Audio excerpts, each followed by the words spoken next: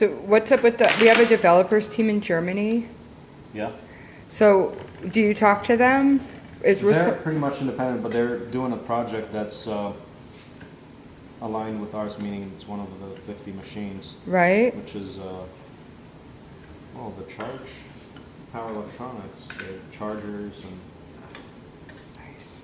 that's good. So we're going to use their design.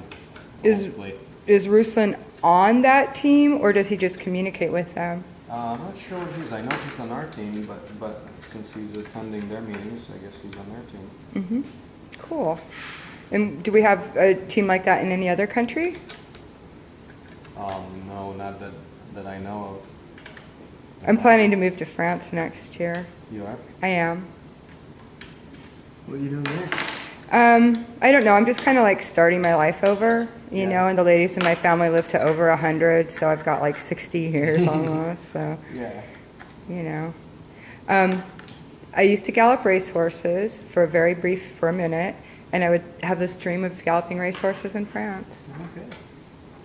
And I'll probably, you know, be doing OSE, working on the Revolution. Okay. So.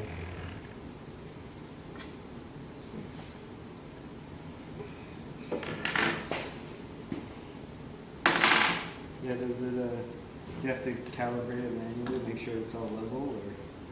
There's automatic bed leveling that we have, so we'll get into that. But as far as now, no, we don't need to do that yet.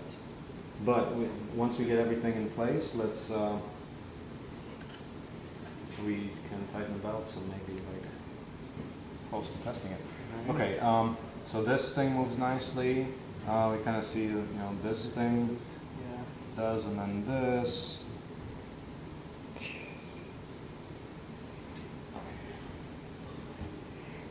And haven't they 3D Yeah, printed that's- organs? Like not Yep. our 3D printer, but Yep, you Yes. can do tissue printing. so cool. They're a long ways off from actually being able to get the human trials.